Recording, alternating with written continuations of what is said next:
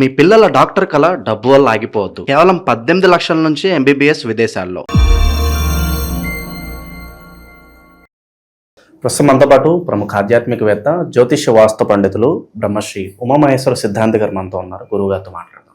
నమస్కారం గురుగారు. ఆయుష్మాన్ భవ. గురుగారు, మిథున రాశి వాళ్ళకి జూలై నెల 2026 ఎటువంటి అదృష్టాన్ని తీసుకురాబోతుంది? వీళ్ళు ఎటువంటి విషయాల్లో జాగ్రత్తగా ఉంటే విశేషంగా ఈ నెల వేళ కలిసి వస్తుంది అంటారు? సర్వమంగళ మాంగళ్యే శివే సర్వార్థ సాధకే శరణ్యే త్రయంబకీ దేవి నారాయణీ నమోస్తుతే. ఓం శ్రీ గురుభ్యో నమః. ఓం శ్రీ గం గణపతియే నమో నమః. కృష్ణపక్ష ద్వితీయ బుధవారము, ఉత్తరాషాఢ నక్షత్రము, ఐంద్రవ యోగము, తైతల కరణము. ఈ యొక్క తిథివార నక్షత్ర యోగ కరణాలను అనుసరించుకుని మిథున రాశి వారి యొక్క విధానాన్ని ఏ రకంగా ఉన్నది? గ్రహ సంచార విధానాన్ని చూసుకుంటే వృషభం యందు కుజుడు, మిథునం యందు రవి, అలాగే కర్కాటకం యందు గురుశుక్ర బుధులు, అలాగే ధనుసు రాశి యందు చంద్రుడు, కుంభరాశి యందు రాహువు, మీనరాశి యందు శని. ఈ సంచార విధానాన్ని చూస్తే ఏ రకమైనటువంటి పరిస్థితి ఈ యొక్క మిథున రాశి వారికి ఉంది? మిథున రాశి వారి యొక్క ఆరోగ్య స్థితిని ముందుగా తీసుకోవాలి. మిథున రాశి వారికి ఆరోగ్య స్థితి సరిగ్గా లేదు. పైకి బాగా కనబడుతున్నా ఉన్నా కూడా అనుకోని విధమైన ఇబ్బందులకు గురయ్యే పరిస్థితి మిథున రాశి వారికి ఉంది. అంటే ఆరోగ్యాన్ని లేకపోతే ఐశ్వర్యం కలిగి ఉన్నా కూడా ఉపయోగం ఉండదు. ముందుగా ఆరోగ్యం కావాలి. ఆరోగ్యం లేకపోతే ఎన్నుంటి లాభమే ఉంది? పంచపక్ష పరమాన్నాలు అన్నీ ఉన్నాయండి, తినడానికి అవకాశం లేదు. ఇంకెందుకు ఉండి ఉపయోగం ఉంది? కాబట్టి ఆరోగ్య విధానంలో ఈ మిథున రాశి వారు ముందంజుగా ఉండవాలను, జాగరూకతను వహించవలను. ఎట్టి పరిస్థితుల్లోని దుందుడుకు స్వభావాన్ని పనికిరాదు వీరికి. దుందుడుగా మాట్లాడడం కానీ, తొందరపాటు నిర్ణయాలు తీసుకోవడం కానీ దాని వలన అనేక రకమైన ఇబ్బందులకు గురవుతారు. ఈ యొక్క మిథున రాశికి ఆధిపత్యాన్ని వహించిన వారు ఎవరు? బుధుడు. బుధుడు ఎక్కడున్నాడు? కర్కాటక రాశిలో ఉన్నాడు. ఈ యొక్క మిథున రాశిలో ఎవరున్నారు? రవి ఉన్నాడు. బుధు రవులు ఇద్దరు మిత్రులు, సములు, సమతత్వం కలిగిన వారు. కానీ రవి ఎప్పుడైతే రెడ్ ప్లానెట్, రవి అనేది రెడ్ ప్లానెట్, పగపగ మండుతున్నటువంటి గ్రహం అన్న చెప్పాలి. ఆ యొక్క విధానానికి ఈ యొక్క వారికి ఉష్ణ విధానం పెరుగుతూ ఉంటుంది. అంటే అనారోగ్యమైన స్థితిని కలిగిస్తూ ఉంటారు. రవి ఉన్న స్థానం ఏంటి అంటే మిథున రాశిలోనే ఉన్నాడు అన్నాడు. కానీ దేహము యందు షట్చక్రములలో మణిపూర్వక చక్రముకి అధిపతి అయి ఉన్నాడు రవి. ఈ మణిపూర్వక చక్రము నాభికి కుడి భాగంలో ఉంటుంది, నాభి స్థానంలో ఉంటుంది. బయట పరిస్థితులు మనం చూస్తున్నాము. ఈ అక్రమ సంబంధాల వల్ల వైవాహిక జీవితంలో చాలా వరకు ఇబ్బందులు వస్తున్నాయి. మరి అటువంటి పరిస్థితులు ఏమన్నా ఉండబోతున్నాయి వాళ్ళకి? ఏదన్నా ఇది నువ్వు అడిగిన క్వశ్చన చాలా లోతైన క్వశ్చన, ఘాటైన క్వశ్చన. అక్రమ సంబంధాలు అనే విధానాలకు వస్తే ఈ యొక్క జనరేషన్ ఎలా మారిందంటే, ప్రస్తుత జనరేషను బుధుడు విద్యావేత్త, వ్యాపారవేత్త, తెలివితేటలు, ఉన్నతమైన భావాలు, స్త్రీ పురుషుల కలయిక, ప్రేమ, పెళ్లి, సంతతి, 8 రకాలకు యోగాలు ఇచ్చేవాడే. ఎప్పుడైతే 8 రకాల యోగాలకు ఇచ్చేవాడై ఉండి అనారోగ్యమైన స్థితిగతులతో కలిగి ఉన్నవారు ఉంటే, ఇప్పుడు జనరేషన్ ఎలా మారింది? ఒక వారం రోజులు, 10 రోజుల్లో లవ్ అంటున్నారు. ముందు ఆ లవ్వో కోవో ఏదో జరుగుతుంది. ఒక 6 నెలల తర్వాత మళ్ళీ పెద్దలతో చెప్తున్నారో చెప్పట్లేదో వివాహం అంటున్నారు. వివాహం అయింది, బాగానే ఉంది, పడ్డారు, జరిగిపోయింది, లలాట లిఖితం, మనం ఏం చెప్తాం దానికి అని అనుకుంటే, ఒక 6 నెలలు 8 నెలలు అయిన తర్వాత మాట పట్టింపులు వచ్చి విడిపోతున్నారు. గొడవలు పడిపోయి విడిపోవడం అనేది జరుగుతుంది. అయితే విడిపోవడానికి గల కారణం, నువ్వు అడిగిన క్వశ్చన్కి లోతైన క్వశ్చన్ అనడానికి కారణం ఇదే. ఈ యొక్క స్త్రీ పురుషులలో పురుషుడైతే స్త్రీతో అక్రమ సంబంధాన్ని పెట్టుకోవడం, స్త్రీ అయితే వేరే బాయ్ ఫ్రెండ్ అని చెప్పి అనుకోవడం, వాడు తిన్నంగా ఉంటాడా? వాడేదో రకరకాలుగా వస్తాడు. దీని వలన అనేక రకమైన ఇబ్బందులకు గురవుతున్నారు. ఈ యొక్క గురి కాకుండా ఉండడానికి కూడా ఈ రాశి వారికి రెమెడీస్ ఉంటాయి. ఆ రెమెడీని పాటించుకోగలిగిన విజ్ఞత వీళ్ళలో ఉండదు. విజ్ఞత ఉండాలి. అంటే గురువుగారు చెప్పారు, మనం వెళ్ళాం, కొబ్బరికాయ పట్టుకెళ్ళాం, అక్కడ దేవుడికి ఇచ్చేసాం, దండం పెట్టేసాం, వచ్చేసాం అంటే జరగదు. అది కరెక్ట్ కాదు. మనసా వాచా కర్మిణ, మనస్ఫూర్తిగా దైవాన్ని నమ్మి మనస్ఫూర్తిగా నమస్కరించి తాను చేస్తున్న దానికి విఫలం కలగకుండా నా బుద్ధిని పెడదావు పట్టకుండా చూడవయ్యా అని చెప్పి మొక్కాలి.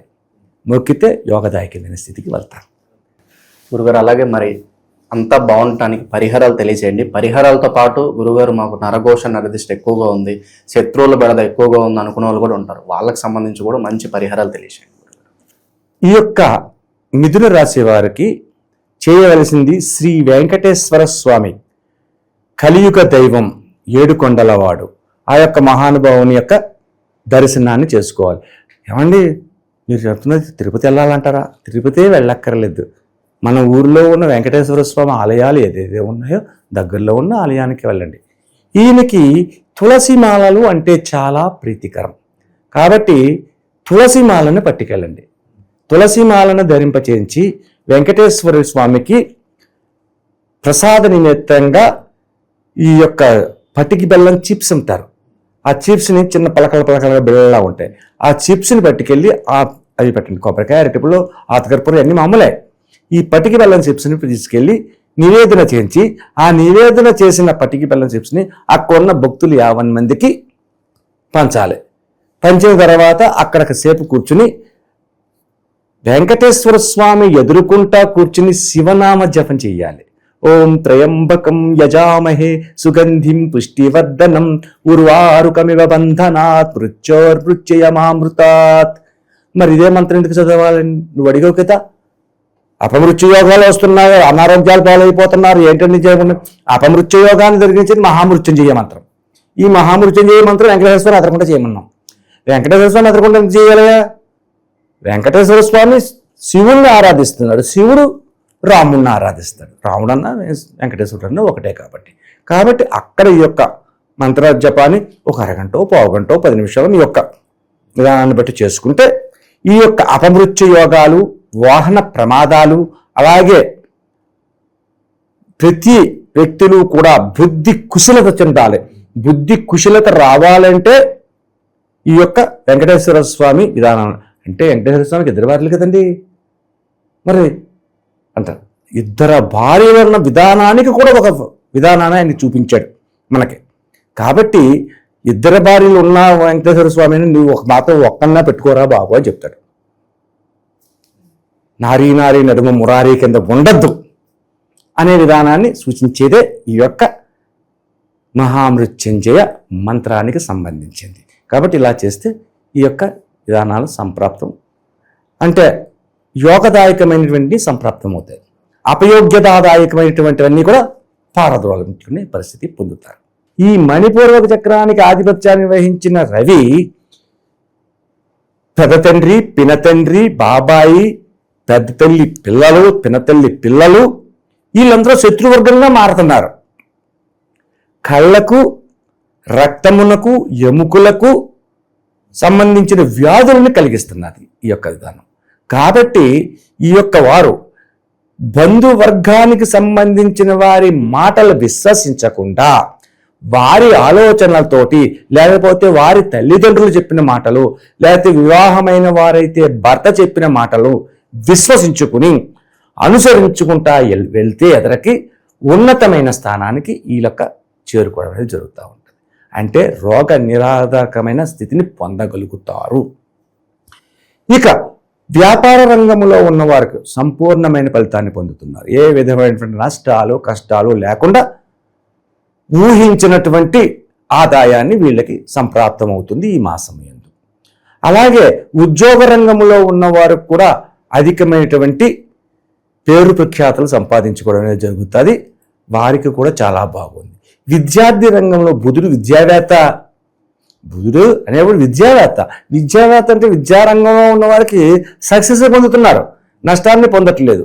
అయితే రవి విధానముతో కలిపి ఉన్నవారు ఉద్యోగ అన్వేషణలో ఉన్నవారు కొద్దిగా ఇబ్బంది పడుతున్న పరిస్థితులు కలుగుతూ ఉన్నాయి. ఇవన్నీ ఇలా కలగకుండా ఉండాలంటే దానికి తగ్గ కార్యక్రమాలు మనం చేసుకుంటూ వెళ్తే అన్నీ బాగానే ఉంటాయి. ఓవరాల్గా చూసుకోవాలంటే మిథున రాశి వారి వ్యాపారం బాగుంది, వ్యవహారం బాగుంది, ఉద్యోగం బాగుంది అనే ఉన్నాయి. ఉద్యోగ అన్వేషణ గురించి ఆలోచించే వరకు కొద్దిగా ఇబ్బంది పడతా ఉన్నారు. అయితే ముఖ్యముగా మిథున రాశిలో ఉన్న స్త్రీలకు ఎక్కువ అనారోగ్యమైన పరిస్థితి కలగడానికి అవకాశం ఉంది.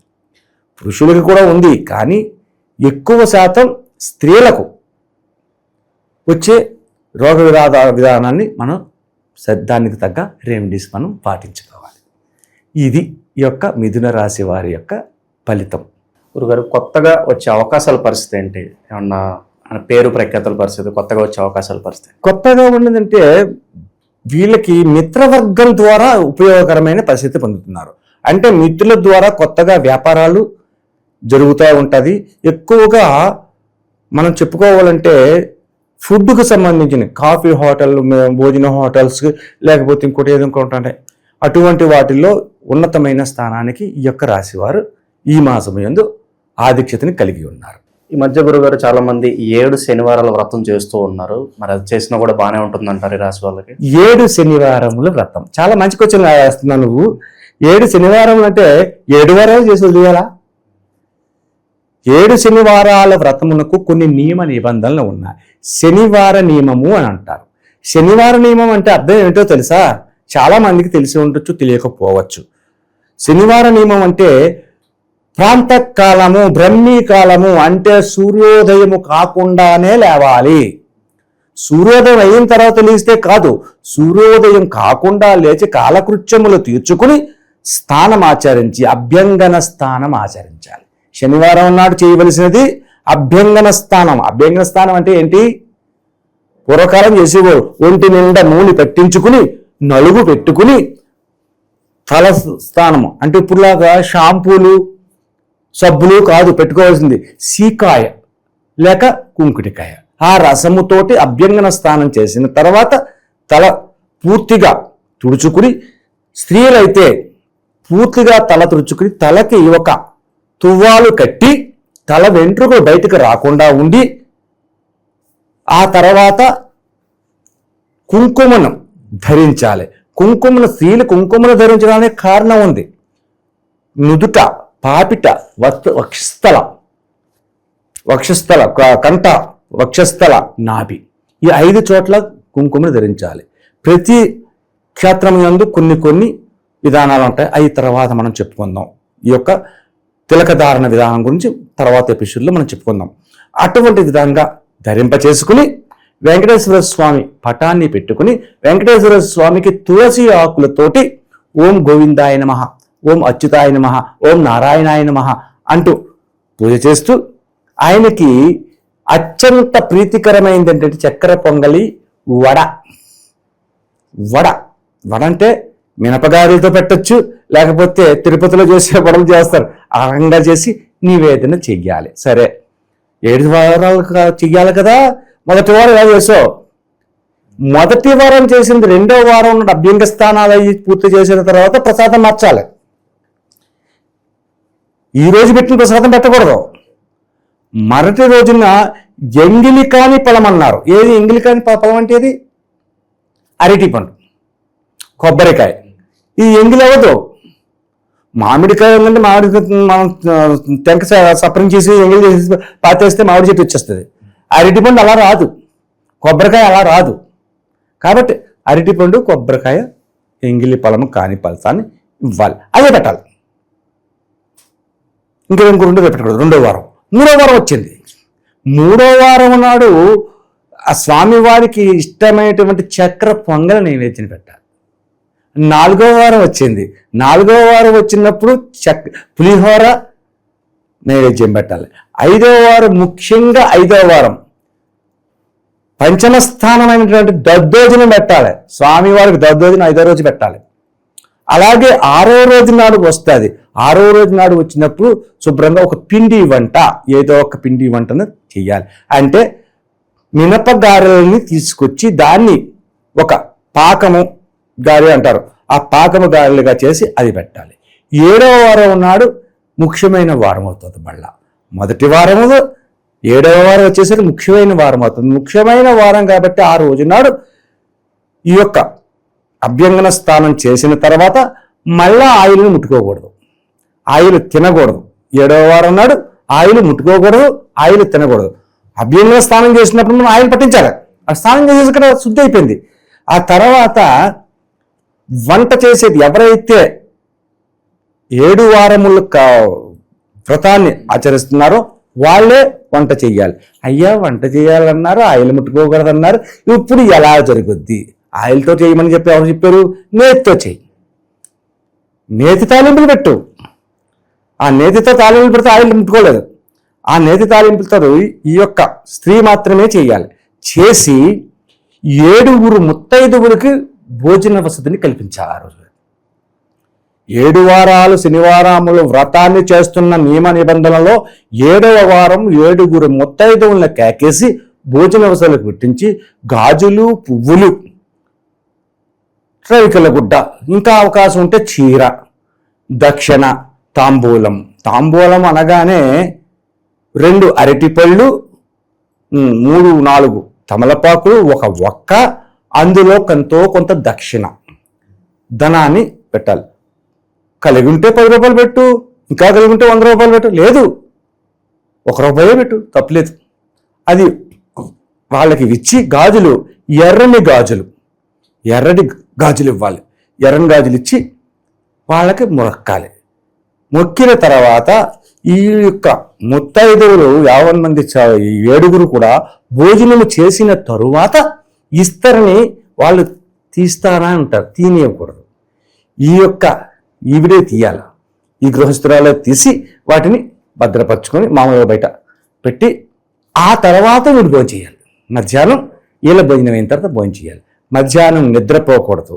అలాగే సాయం సంధ్యా సమయం అయినప్పుడు మరల ఈమె ఇంటికాడ దీపారాధన చేసుకుని పంచముఖ పాలదీపాన్ని పెట్టి ఆ పంచముఖ పాలదీపాన్ని ఇంట్లో వెలిగించి శివాలయానికి వెళ్ళి శివ దర్శనం చేసుకుని ఇంటికి వచ్చి నేల మీద నిద్రపోవాలి, మంచం మీద కాదు.